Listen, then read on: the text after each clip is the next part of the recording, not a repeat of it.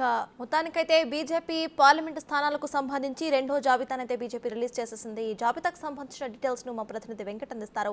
వెంకట్ చెప్పండి, జాబితాలో అయితే కొన్ని కీలక అంశాలనే మనం చూసుకోవచ్చు. కొన్ని స్థానాల్లో ఎక్కువగా పోటీ ఉన్న స్థానాల్లో డీకే అరుణకి సీట్ ఇవ్వడం కానివ్వండి, లేకపోతే వరంగల్ లాంటి స్థానాలని ఇటు అట్లానే పెండింగ్ లో పెట్టడం కానివ్వండి, మనం బీజేపీ సెకండ్ లిస్ట్ లో మనం కీలకంగా చూసుకోవాల్సిన అంశాలుగా చెప్పుకోవచ్చు. సో దీనిపై మీ దగ్గర ఉన్న అప్డేట్స్ ఏంటి?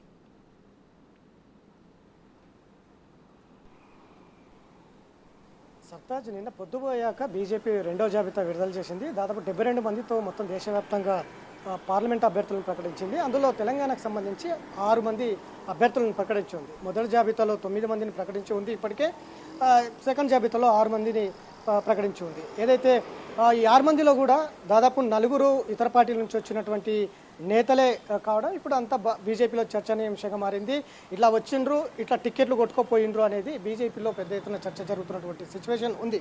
ఇక ఏదైతే BJP sitting MP Baburao, Soyam Baburao Adilabad నుంచి ముందు నుంచి కూడా పోటీలో ఉన్నారు.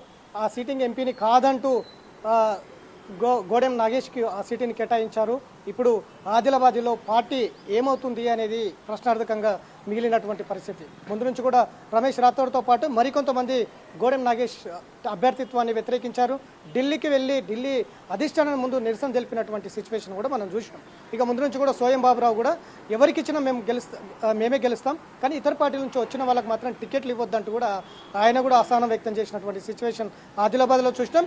ఇక ఈ 2-3 రోజుల్లో సోయం బాబురావు కాంగ్రెస్ పార్టీ గూటికి చేరుతున్నారనేది కూడా పెద్ద ఎత్తున వార్తలు వస్తున్నటువంటి సిచ్యువేషన్ కూడా ఒకవైపు ఉంది.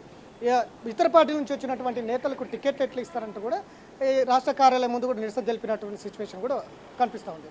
ఇక ఖమ్మంకి సంబంధించి కూడా జలగం వెంకట్రావు ఇప్పటికే పార్టీలో చేరారు. ఆయనకే టికెట్ కన్ఫర్మ్గా వస్తుందని కూడా ముందు నుంచి కూడా చెప్పినటువంటి పరిస్థితి ఉంది. ఇక తాజాగా జలగం వెంకట్రావును పక్కకు పెట్టడం వెనుక కారణాలు ఏంటి అనేది కూడా ఇప్పుడు చర్చనీయాంశంగా మారింది.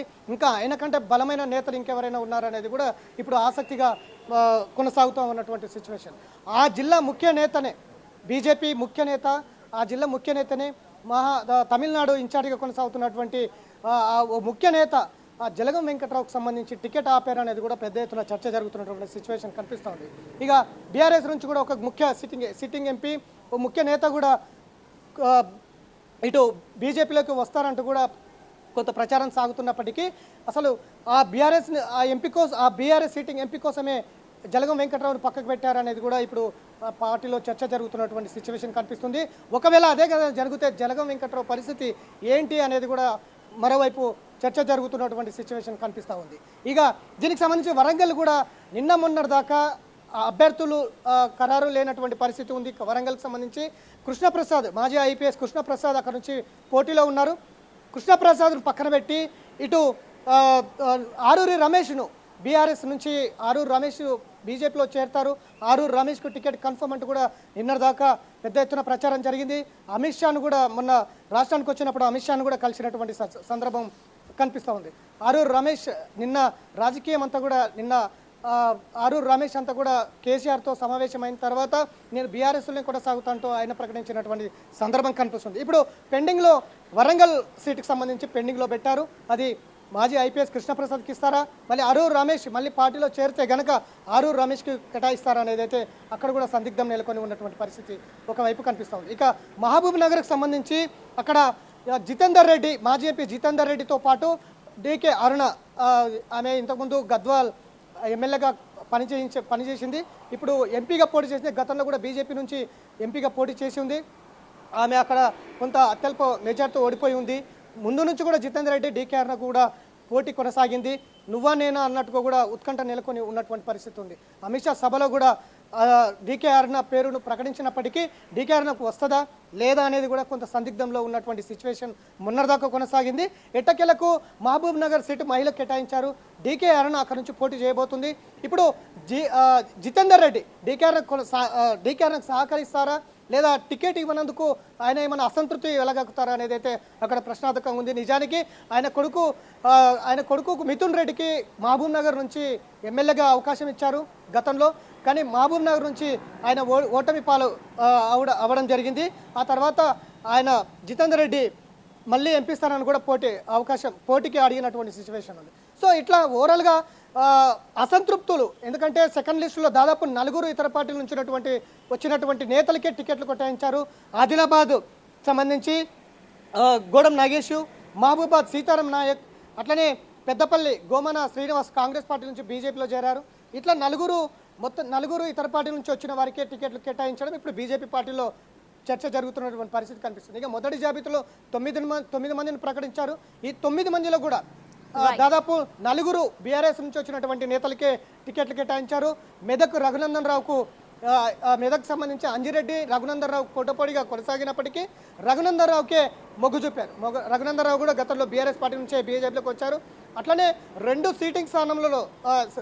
స్థానాలలో ఓడిపోయినటువంటి ఈటెల రాజేందర్ మల్కాజ్గిరికి ఇచ్చారు.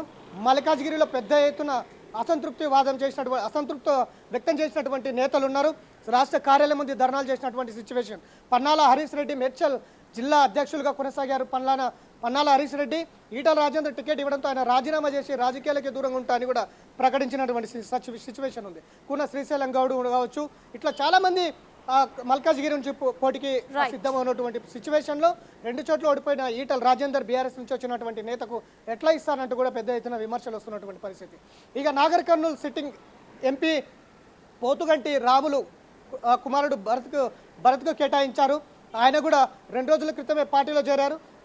ఆ తర్వాత వెంటనే మళ్ళీ ఆయన కుమారునికి అక్కడ సీటు కేటాయించినటువంటి సిచ్యువేషన్.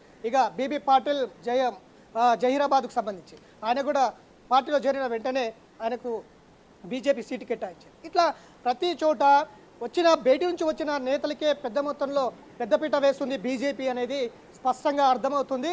అట్లా నేతలను ఎంపిక చేసుకోవడంలో బీజేపీ నేతలు పూర్తి స్థాయిలో విఫలమయ్యారు. కాబట్టి ఇప్పుడు వచ్చిన నేతలకు ఎట్లా ఇస్తారనేది అయితే బీజేపీలో పెద్ద ఎత్తున చర్చ జరుగుతుంది.